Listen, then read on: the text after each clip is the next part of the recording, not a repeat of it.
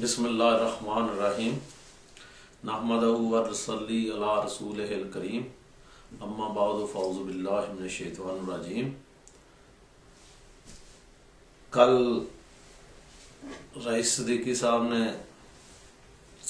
पाकिस्तान मुस्लिम league पे जो इल्ज़ाम तराशी की है उसमें तमाम पाकिस्तान मुस्लिम लीग नून के अरकान गमो गुस्से में मुब्तला हैं और हम सब इस बयान की पुरजोर मजम्मत करते हैं।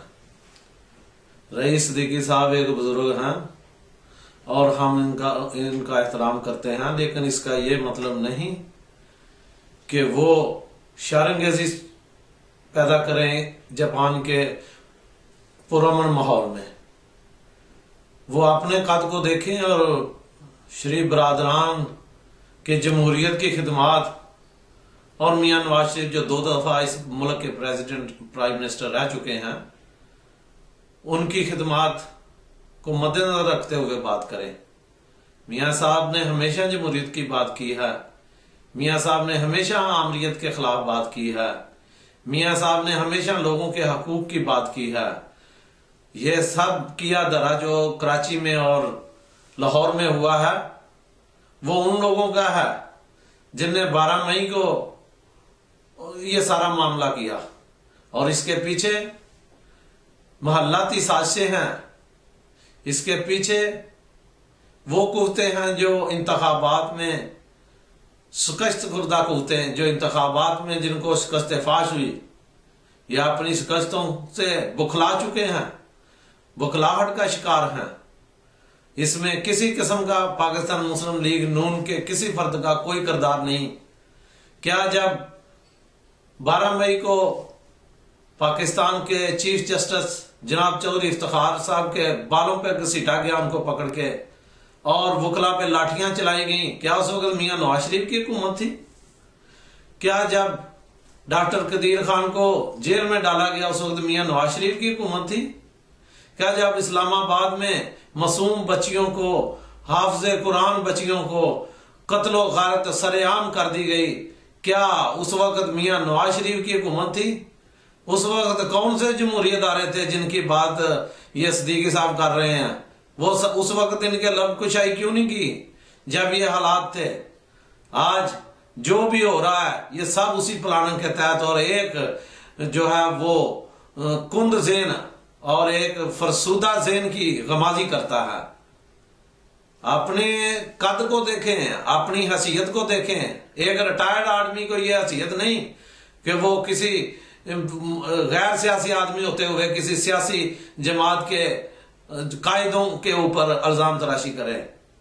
लाहौर का वाकया भी शेर अफगन वाला, ये गवर्नर पंजाब खालिद साहब ने खुद सारे जो है वो खुफिया अदारों के लोगों ने वहां आकर ये सारा हंगामा किया, उसमें एक भी वकला का आदमी नुमाइंदा जो है वो शामिल नहीं था। इन इल्जाम तराशी लगाने से पहले कराची बार के जनरल सेक्रेटरी के वो बयान को पढ़ लेना चाहिए जिसमें सहाबी भी मौजूद थे और सहाबियों की मौजूदगी में उस वक्त जो है वो ताहिर प्लाजा का वाकया पेश आया। उसमें उन्हें सब आजाद किया कि करने तरने वाले कौन हैं। यह गिराव जलाओ की सियासत पाकिस्तान मुस्लिम लीग का शिवा नहीं। पाकिस्तान मुस्लिम लीग पाकिस्तान की एक सियासी बड़ी जमात ही नहीं, पाकिस्तान की खालिक जमात है और खालिक जमात अपने मुल्क में अफरा तफरी, बेसुकूनी, लाकानूनियत और इसी तरह के दूसरे कामों की कभी भी अमीन नहीं हो सकती। पाकिस्तान मुस्लिम लीग पाकिस्तान को कायदे आज़म का मुल्क बनाने के इरादों के साथ और आवाम को उनके हकूक दिलवाने के लिए और मीडिया को आजाद मीडिया बनाने के लिए और इस कौम का इमेज बुलंद करने के लिए यहाँ आई है। पाकिस्तान मुस्लिम लीग के मियां कायद नवाज शरीफ साहब जो हैं वो अपनी होल जिंदगी जो वक्फ किए हुए हैं, तो हम सब उनकी पाकिस्तान की खातिर खिदमात को सलाम पेश करते हैं और हर उस आदमी का ये अपने मन गढ़ बीमार सोच की अलामत करार देते हैं जो मियां नवाज शरीफ को गैर जमहूरी हथकंडे और गैर जमहूरी इकदाम का इल्जाम देते हैं। ये खुद सठियाए हुए लोग हैं और सठियाई हुई बातें कर रहे हैं। हम इनको ज्यादा जो है वो गैर अहम लोगों को अहमियत देने के कायल नहीं है। इसलिए बेहतर तो यही है कि ये लोग इसी पे इसको खत्म कर दें, वरना पाकिस्तान मुस्लिम लीग का हर फर्द इस वक्त गमो गुस्से में आग बगोला हुआ है, लेकिन हम बर्दाश्त करते हैं। हम चंद दिन पहले मेरा इंटरव्यू भी सबको अमन और आसरी का पैगाम देने के लिए था, और आज भी यही है कि हम जमहूरियत के खिलाफ किसी साजिश को कामयाब नहीं होने देंगे।